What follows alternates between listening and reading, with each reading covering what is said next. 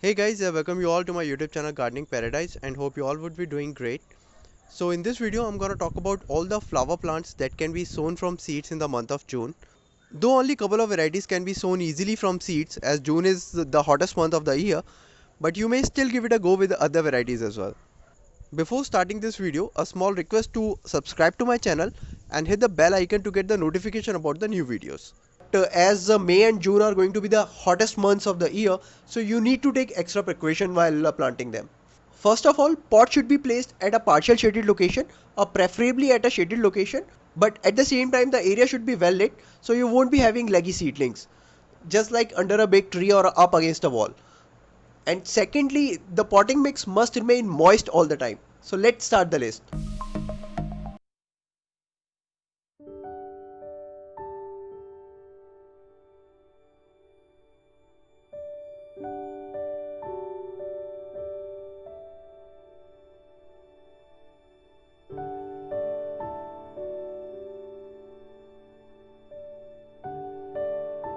I hope you must have enjoyed this video. Please hit the like button, share this video to as many people as you can with. Write comments if you have any. Thanks for watching. Happy gardening.